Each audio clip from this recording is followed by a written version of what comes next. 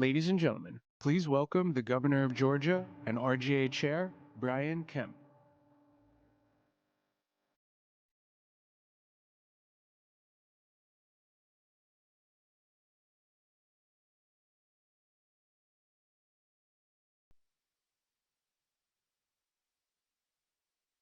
Duncan again for his remarks and great prayer. I also want to start by just thanking President Trump for agreeing to be here this evening. I first asked him to come to this event when he invited the Republican governors down to Mar-a-Lago for a dinner late last year. And he never hesitated. He just said, "I'll be there."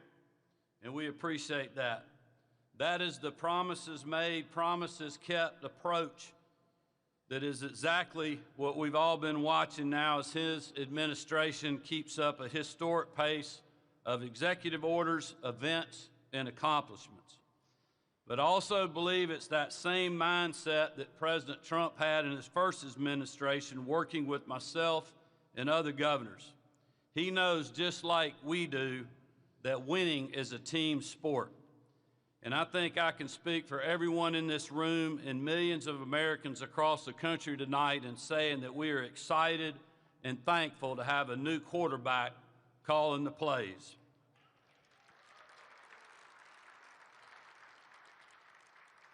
Over the last 4 years, Republican governors have been the last line of defense against the disastrous 1-2 punch of Joe Biden and Kamala Harris.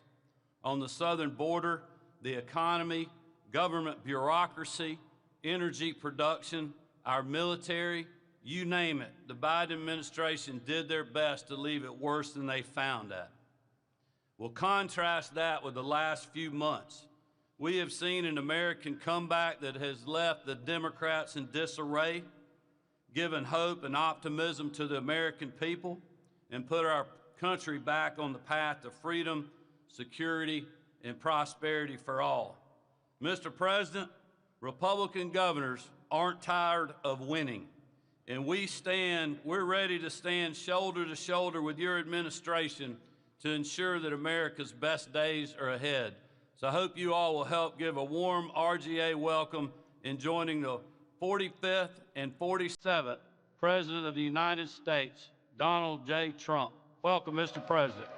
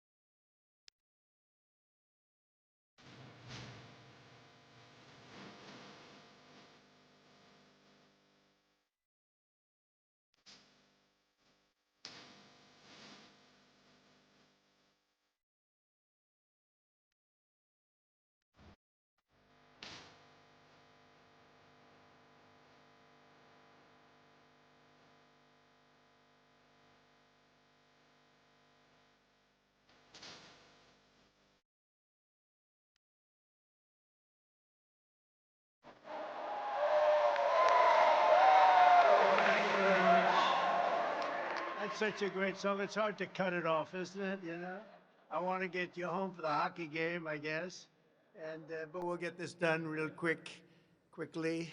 And I want to thank you all. We have so many great friends here, a lot of great governors, a lot of talent.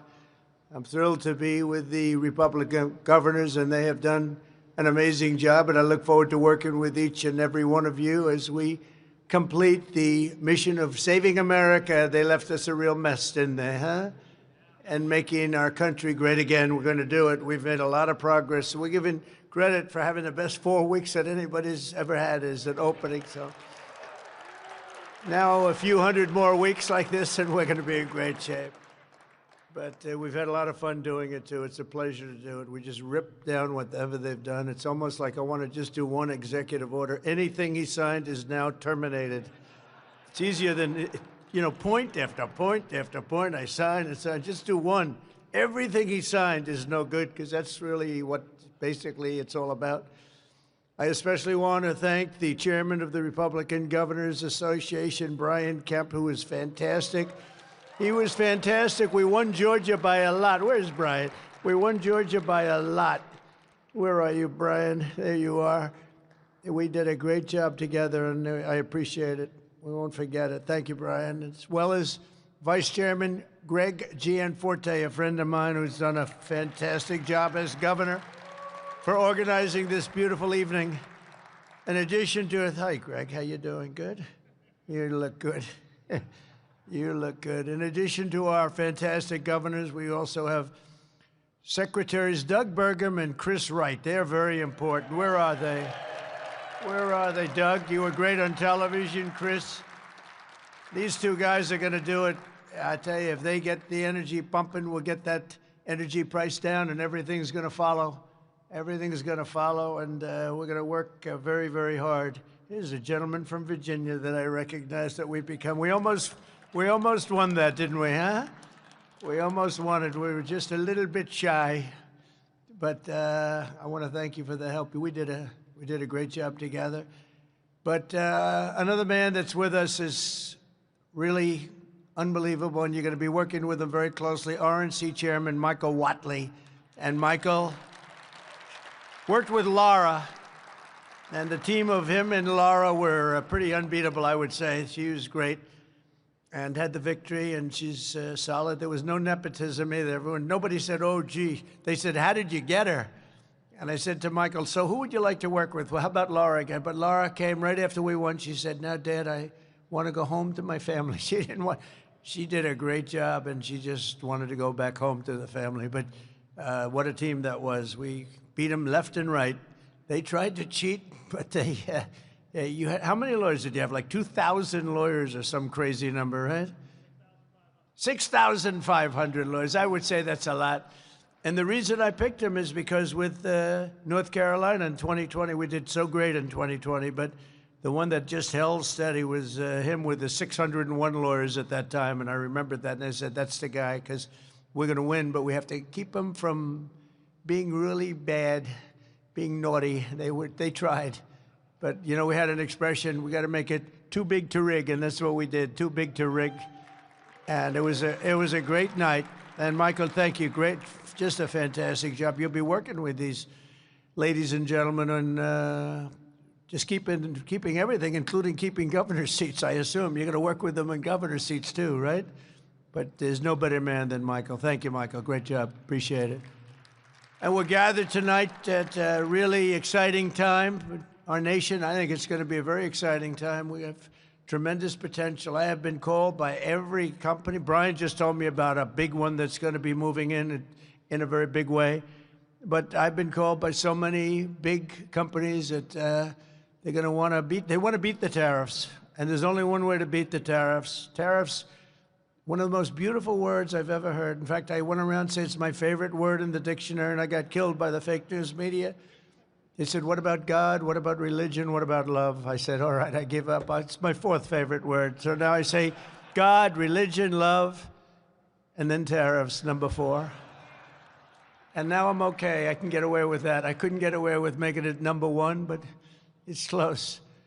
The American people gave Republicans a historic mandate on November 5th. If you remember that, November 5th, what a day that was, huh? No, there was no games. November 5th, 2024 will go down as one of the most important days in the history of our country. I believe that.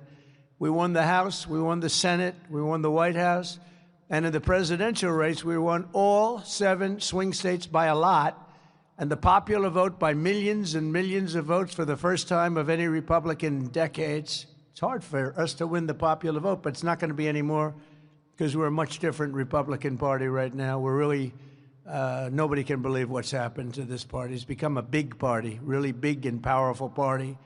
We won 85% of all counties in America. Think of that, 85%. Have you seen the map? It's all red. There's a little blue on the outside here, and the outside, the whole thing is like red.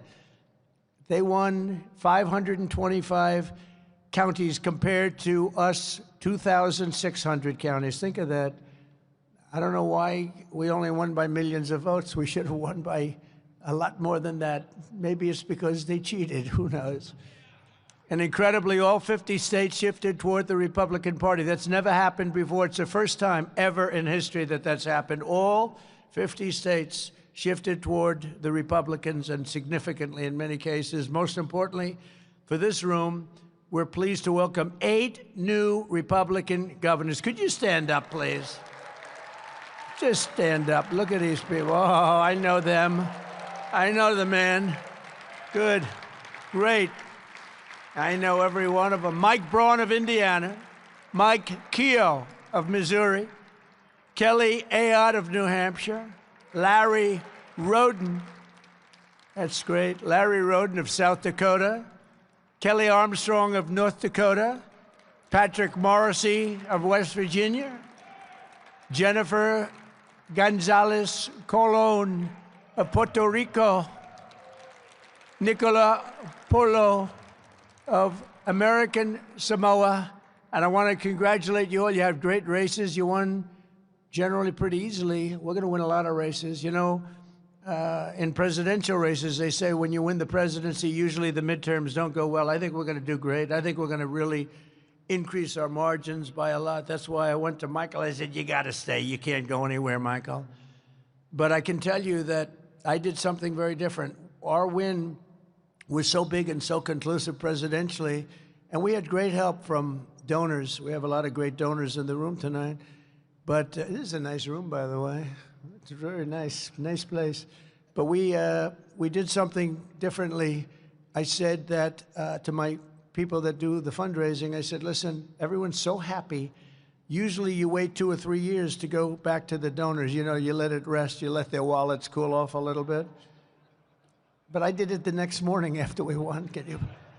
I said to Meredith, who may or may not be here, I don't think she is, maybe she is, she's great, but I said to a whole staff of people, I said, call everybody and see if they'll double up. Now, we raised $1.6 billion. They raised $2.7 billion, and they're running short. They can't raise the final 28. You know, when you lose, it's very hard to raise money. But when you win, it's not so hard. I said, see what you can do. Call everybody and say, thank you very much. We appreciate it. Would you like to make a contribution? So this was not a good situation, but they fully understood. They were so happy they didn't care. And Michael, we raised $608 million in 3 weeks. Can you believe that? So we've got that money, and I got to spend it somewhere. And they tell me I'm not allowed to run. I'm not sure. Is that true? I'm not sure. So if I can't spend it on me, I guess that means I'm going to be spending it on some of my friends, right? A lot of my friends. We're going to be running. But think of that. We raised $608 million. Isn't that great? And I think I'll keep going. I'll just keep bugging them, build it up. But it's going to be great. I think we're going to do fantastically. I think the midterms are going to be a big surprise. And it just seems, I don't know what it is. You go back to the last, I think, 8 elections in a row. The midterms haven't been great for the person that wins the presidency. And I think so far we're very popular. I had an approval rating today of 71 and another one of 69. I have not heard of those numbers before. So it's we're going to fight very hard because the better I do, the better you do. It makes your races a lot easier if we do well, and we're going to keep doing well. With the help of everyone here tonight, the golden age of America has officially begun, and the golden age of just this whole thing, the red states, it's going to be leading the way to making our country richer and safer and stronger than ever before. The red states are going to do good, and the blue states, I don't know, maybe they'll totally disappear off that map. It's like, you know, they don't learn because, you know, like men and women's sports, I say we become the party of common sense. Men and women's sports is not a winner for them. But I saw somebody fighting like hell for the fact that a man should partake in women's sports, a Democrat, a radical left lunatic. And they're still going at it. And we shouldn't really fight them too hard until just about a week or two before the election. Just let them go. Don't convince them not to. You know, I'm always saying they haven't learned. I don't want to say that. Don't say that. Let them keep going. And then about a week before the election, just blast the hell out of them. It's like in a race, you know, you hang in there, and then you just go, because there's no way. Open borders with prisoners coming in, jails, the worst, some of the worst murderers in the world.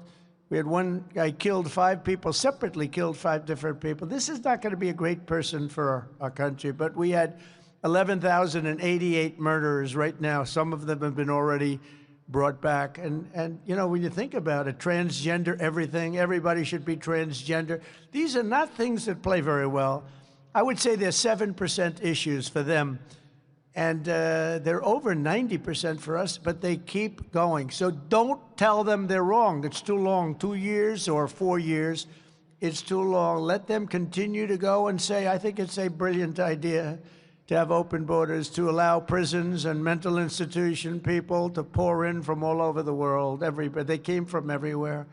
But about a week before that election, go crazy. Just save up your money and explain we can't live like this, and they understand it. Every day of my administration will be fighting to help your state succeed and prosper, and together we're going to bring back the American dream, something nobody talks about anymore.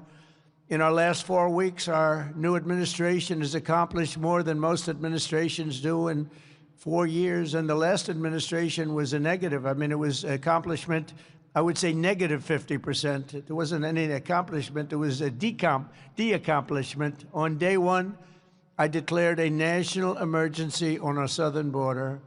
I sent our military to the border to secure the sovereign territory of the United States of America.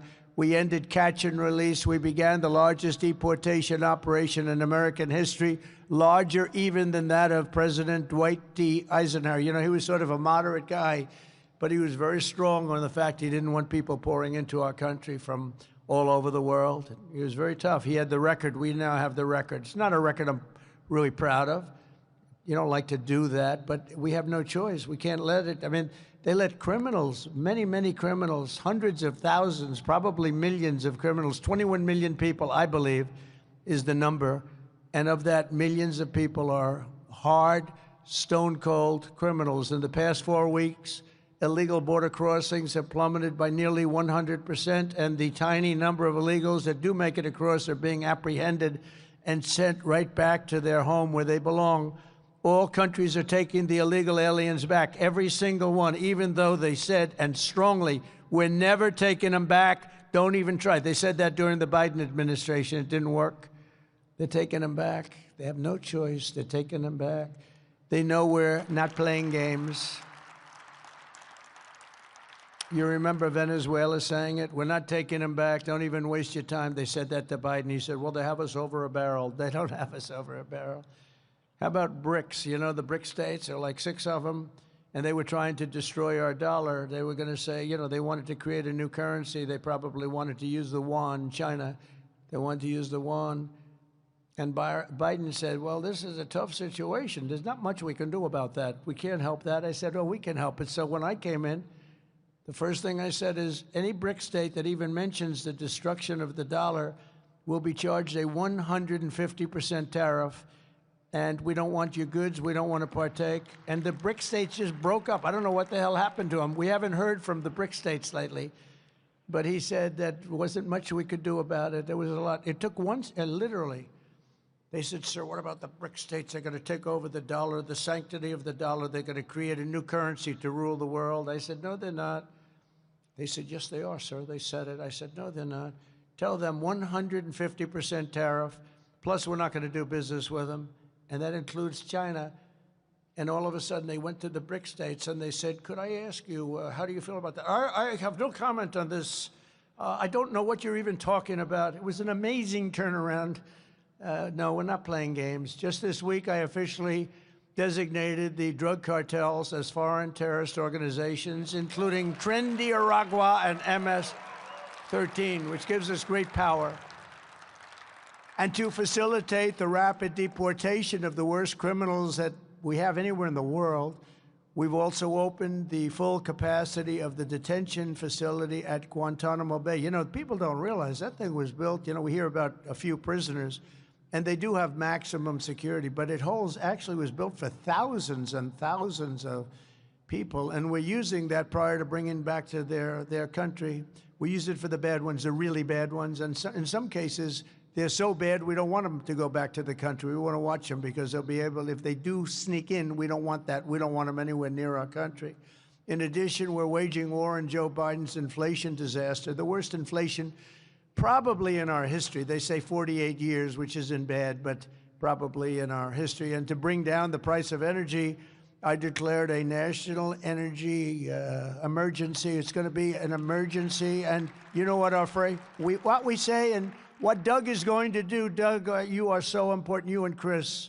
You know, Chris is known, and I got this from Doug, as the best energy guy in the entire country. And people were shocked that he wanted to do this. He gave up something tremendous. He was the biggest guy. There was nobody bigger, nobody better. And Chris Wright. Is Chris Wright here? Is he here? Where is he? This guy is, and this is from Doug. I said, Doug, I want to make you the energy czar. And he said, sir, there's one man that blows me away. Right, Doug? He said, his name is Chris Wright. He's much better. I said, I want to see this man. And I met him. And I just agreed immediately that he was far superior to Doug. I'm only kidding. So what I did, we have a weird deal. You know, we have the Department of Energy and the Department of the Interior. And Interior has all of the energy. And Doug has none of the energy, but he's got, Chris has none of the energy, but he got a hell of a good title. But we want the guy with the energy to be able to drill. So we sort of merged them and their friends and everything else, and they've got a thing going on. I think it's going to set records like nobody's ever seen before. So we have the man that controls the energy, we have the man that drills the energy, and now we've put them together.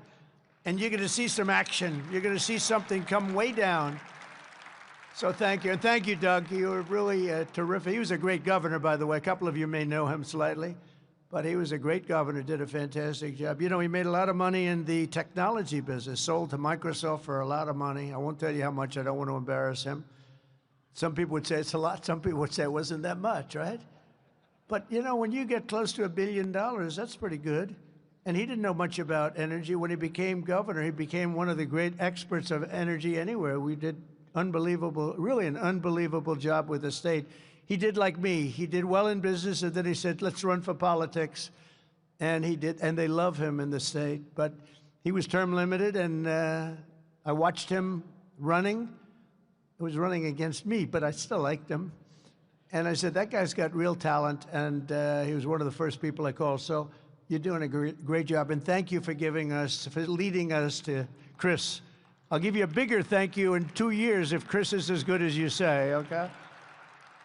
But I know he's going to be. Thanks a lot, Chris. Good. Go out there. If we can bring energy down, everything's coming down. You know, the eggs are coming down and the bacon's coming down. Everything is coming down, and that's the biggest thing, the energy. So those two guys are very important.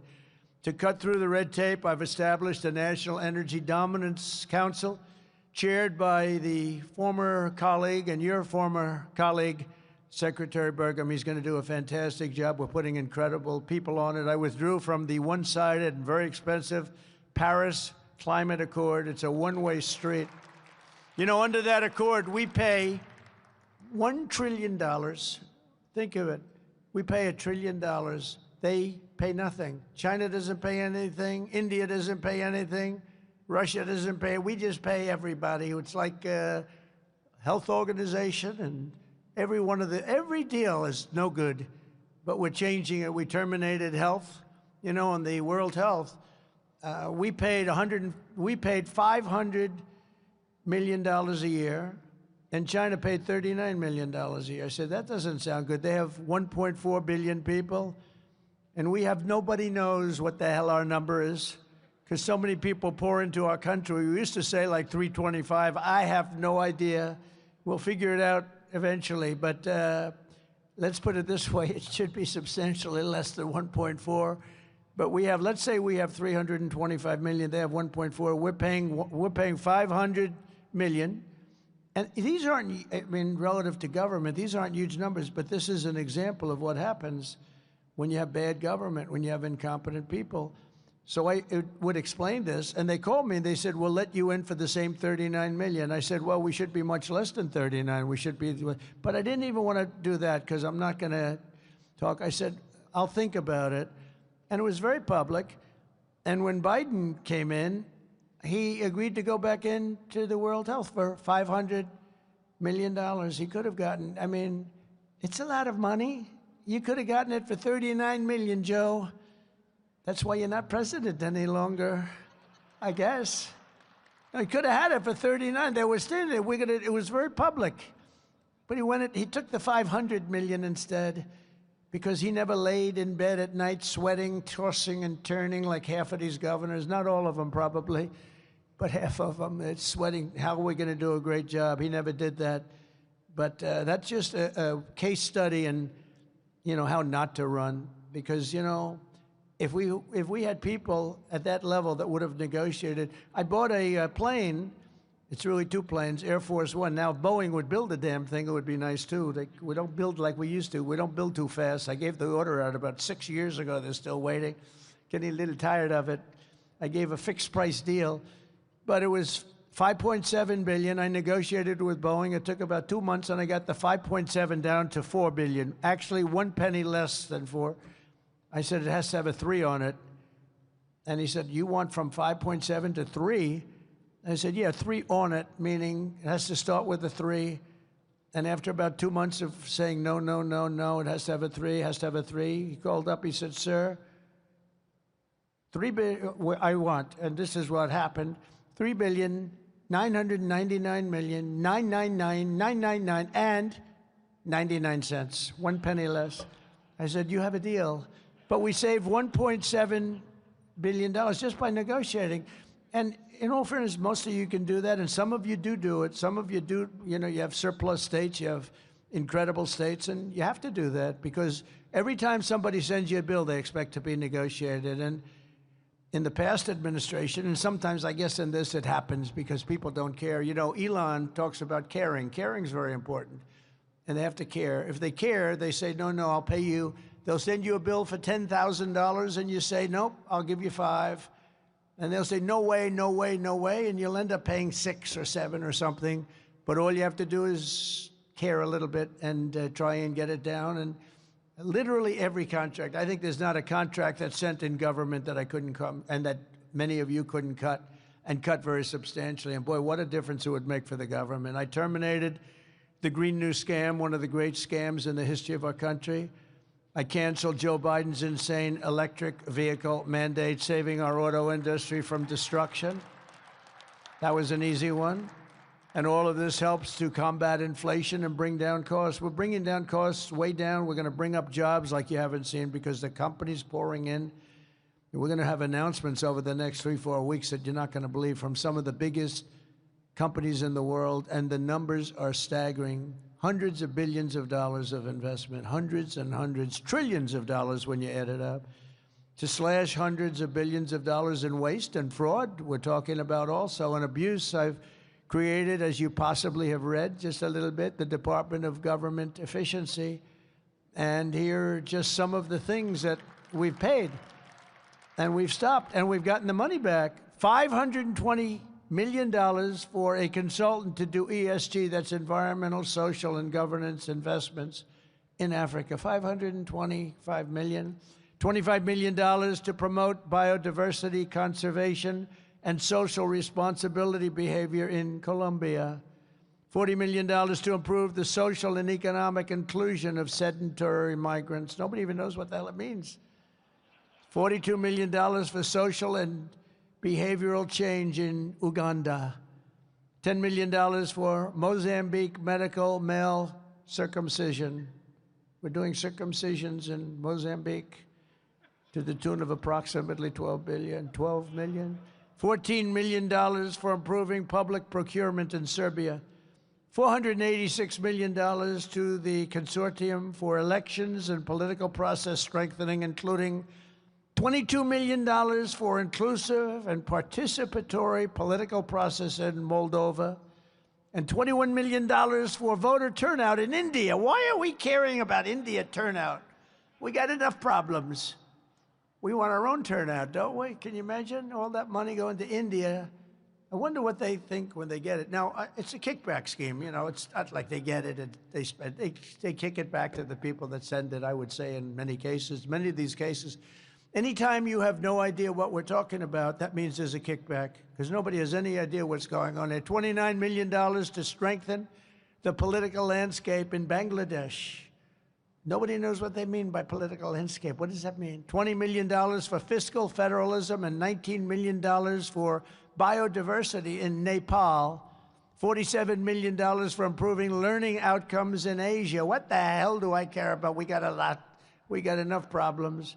And all of this is terminated. We terminated this stuff, and we're on the track. And by the way, so many others I could read all night long, but so many were so terrible, and some were actually disgusting. And I know you're eating your dinner, so I didn't want to do that. But we're draining the swamp.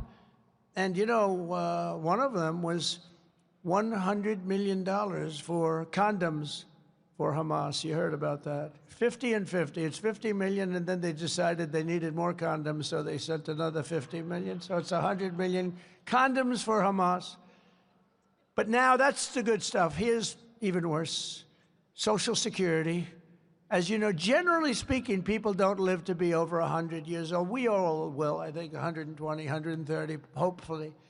But, you know, you hate when you get near that number. It's like, let's hope we can live to length like this. But here's what we're finding and what we found. And these were all found by these computer geniuses. I asked Elon, what trait do these have? You know, they started off with 12 guys, then they had 30 guys, then they had 57 guys. Now they have over 100 guys, and he attracts very young people with high IQs, you know. Some people attract very beautiful people. I think I like them better, actually. But he attracts young people that are brilliant, and they love the country, too. But I said, what trait do they really have? And the trait that they really have was that they're extraordinary with computers. They can take them. He said they make love to their computer. I said, I don't want to hear about that. Doesn't sound too good. He said they can take apart the most complex computer instruments and literally put them back blindfolded. So when they go into some guy that's ripping off the country by doing some of the things you've just heard or what you're going to hear, they can't be bullshitted. You know, they can't say, oh, gee, there was a mistake. There was a big mistake. And we're finding hundreds of billions of dollars worth of fraud, waste and abuse, but I think fraud will be the number one as we see. But listen to this on the program. There are 4.7 million Social Security members who go and live from 100 to 109. Well, I'll tell you, I know some people that are close to 100. I know one or two that got over that mark. But you don't have millions. 3.6 million people from age 110 to age 119. 3.47 million people from age 120 to 129. In other words, 120 to 129 years old. Millions of people, millions. 3.9 million people from age 130 to 139, which is pretty amazing because the longest living person ever on record, and they're not sure it was correct, was a woman from a very faraway place, lived to 127 years old. She was a healthy specimen, but she lived to 127. 3.5 million people from age 140 to 149. So we have 140-year-old people plus millions of them. 1.3 million people live to over 150 years of age, 150 to 159 to be exact. Over 130,000 people over the age of 160 years old, including 1,039 people between the ages of 220 to 229. And we're going to be investigating this fraud. Actually, we had one person who was 361 years old. And what we're doing now is we're finding how many of these people were paid. So we have millions of people, could be well over 100 million people in our Social Security rolls. So the good news is, when we take them off, whether they were paid or not, it looks like our Social Security could be really solid. It could be a lot better than we thought, if you think about it. And I'm going to do something. I'm actually going on this one. You know, all my life I've heard about Fort Knox. That's where the gold is kept, right? I heard Fort Knox, oh. But, you know, we're getting a little bit shaky. We're getting the yips on this stuff. Like, I want to find out. So we're going to open up the doors. I'm going to see if we have gold there. We want to find out, did anybody steal the gold in Fort Knox? It's a pretty amazing place. But I'm going to actually go. We're going to open the doors. We're going to inspect Fort Knox. We want to make sure that we actually have, you know, 400 tons of gold or whatever the hell it is. It's a lot of gold. I don't want to open it and the cupboards are bare. Could happen. If you look at some of the things, oh, by the way, wait till we go into the education department. We haven't even done that. So we could find as much as $1.5 trillion worth of waste, fraud, and abuse. If we do that, we can balance budgets. We can do a lot of other things, especially when you couple it with the massive amounts of tariffs that are coming in already. You know, just with what we are charging, I won't mention the country because I don't want to anger people that like me, and I like them very much. But we're finding at least $60 billion a year in one country alone, and I haven't even started. It's just a very small portion that I've, you know, attached to them. So I got a call from Congress. They said, you know, a lot of money is coming in from these tariffs, and they're starting to change their whole thing. So if you can add the tariffs, and this is numbers that, I don't want to say it because then they'll say he didn't produce, but you could wipe out your income tax. You could maybe not even have an income tax system when this thing works out. Because in the old days, that's what happened. You know, our country was the richest ever from 1870 to 1913. That's when we were actually the richest, and we were a full tariff country. McKinley, and by the way, I just renamed Mount McKinley. I hope you're happy about that. But McKinley was the president. He was a tariff guy, and he believed that countries should not be allowed to come in and plunder. He had beautiful language on tariffs: plunder our wealth, plunder our jobs, steal our companies, and take our money without paying a very fair price. And he said, and that price shouldn't be more than fair. It should be high, because what they do is they hurt our country. And we became very rich. He was assassinated, and as you know, Roosevelt took over, Teddy, and he spent money on parks and on dams and on everything. I mean, you know, but he really spent a lot of the money. McKinley never got the credit, but he spent a lot of the money that McKinley made.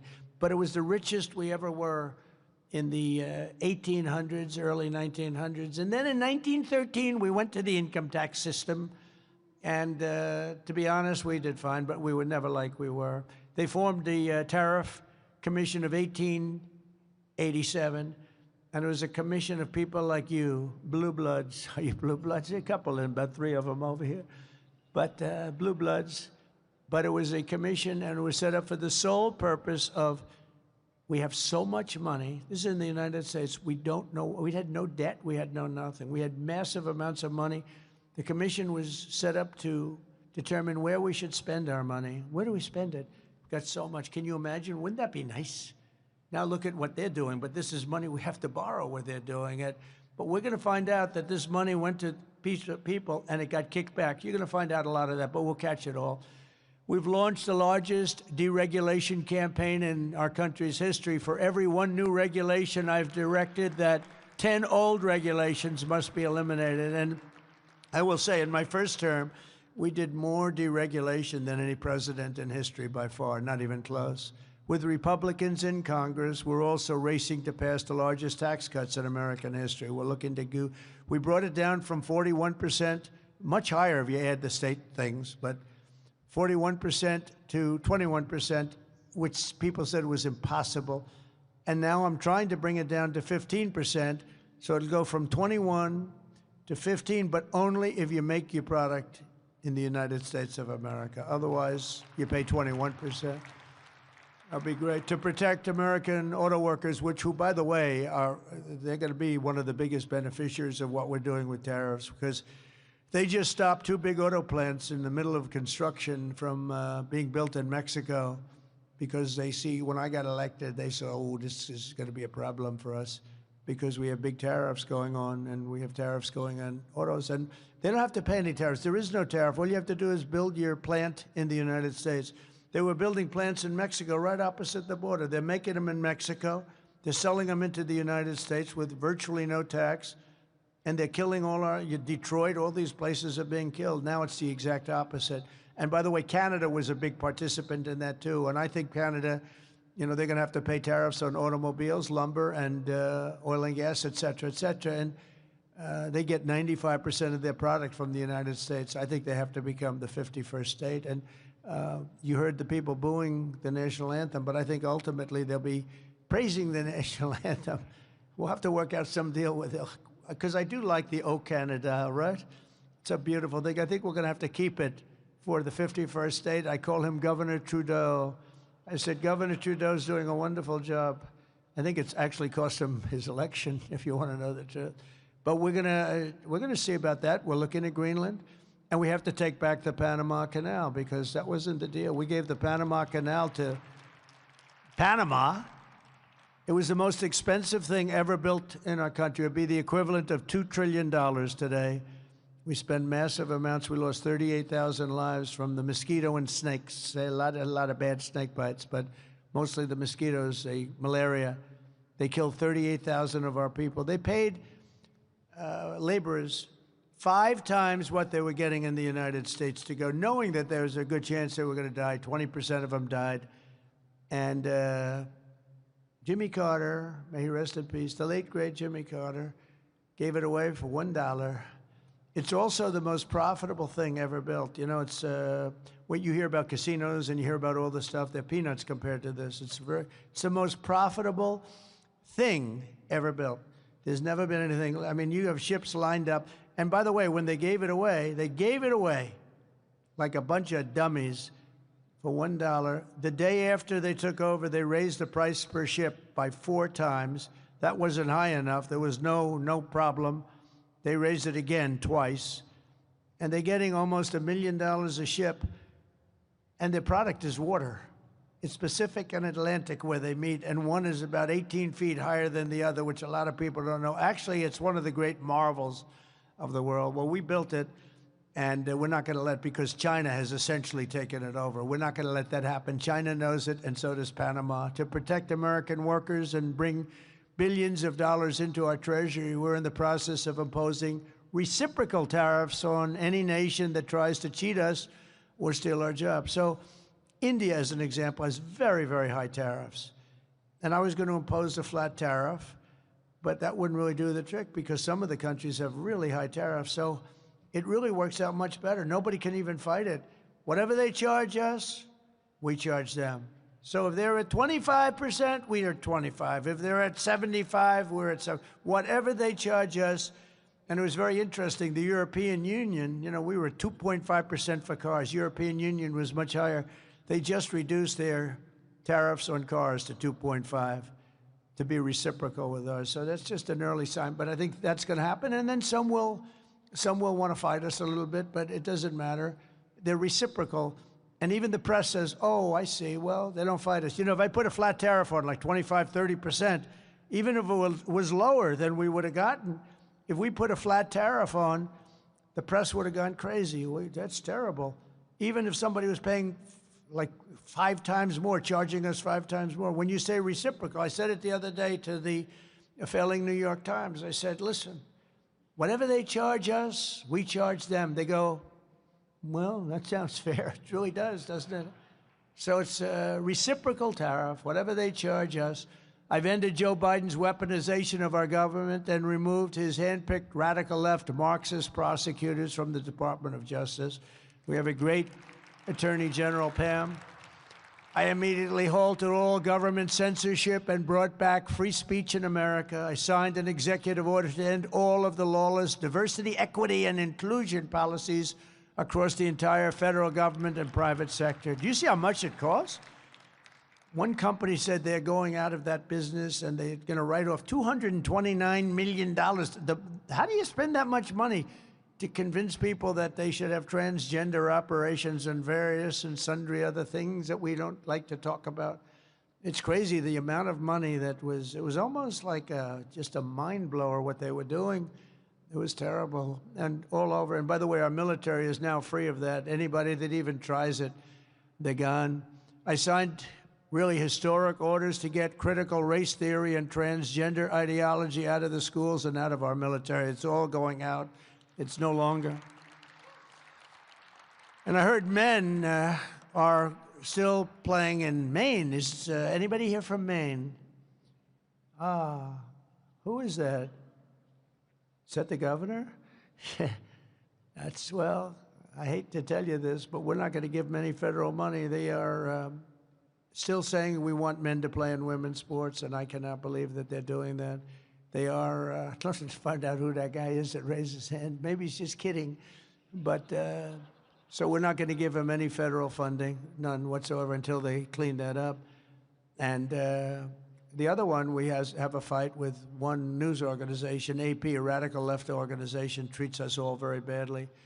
And they refuse to acknowledge that the Gulf, former of Mexico, is now called the Gulf of America. So we just hold them, we're holding them out of any news conferences. Now I'm sure they'll get sued and maybe they'll win, doesn't matter. It's just something that we feel strongly about. No, and I said we changed Mount McKinley. Nobody's fighting that. You're allowed to do it. Well, we're allowed to do, and most of the shoreline is, 85% of it is on our soil. But I thought it would be appropriate. I never understood quite the Gulf of Mexico when it really covers us far more. And I think Doug is a big believer in what we did, the Gulf of America. So we're having a little dispute, but only one. But Google Maps has already changed.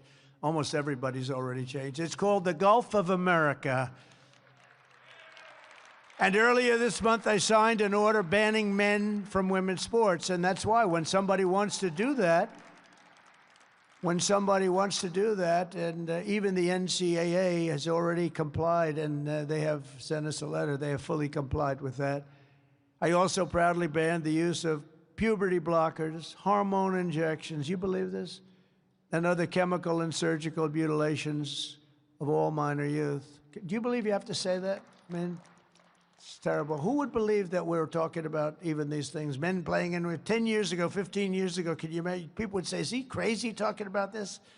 And they're still fighting us, but let them fight. As I said, we're going to make universal school choice a very big, strong thing, school choice. And we're working very, very hard to send these schools and education back to the states where they can be properly run.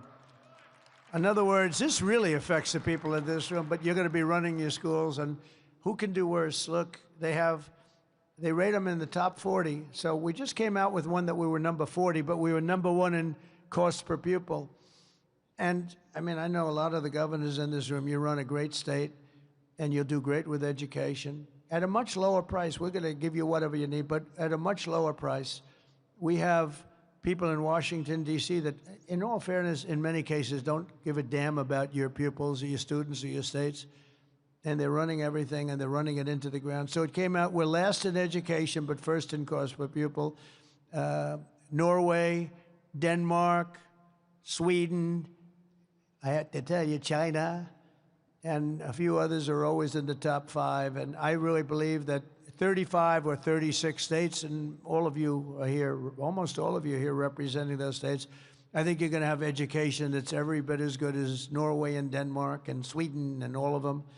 And then we'll have some laggards, and you know who the laggards are going to be. You just have to look at everything else. But in everything we do, we're putting America first because the Republican Party is now known as the party of common sense. It's a party of common sense, very important. I think it's a very important phrase for you to use. It's all about common sense.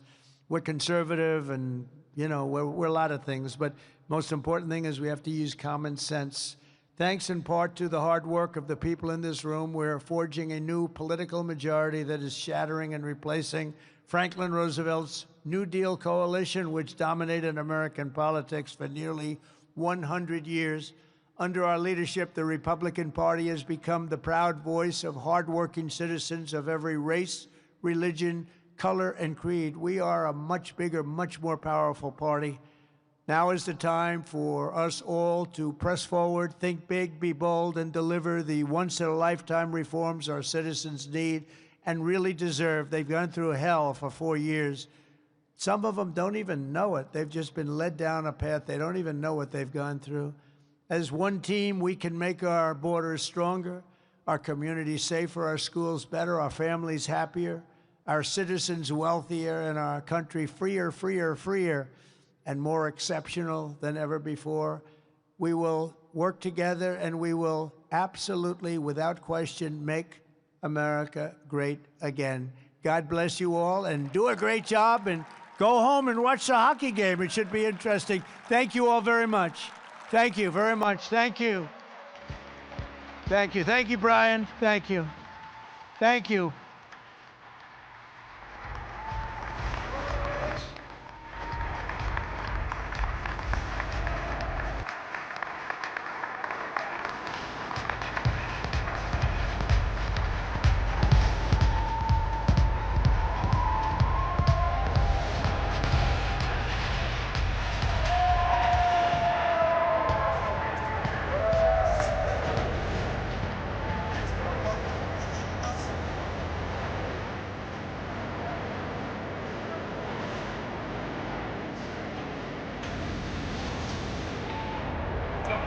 Thank you.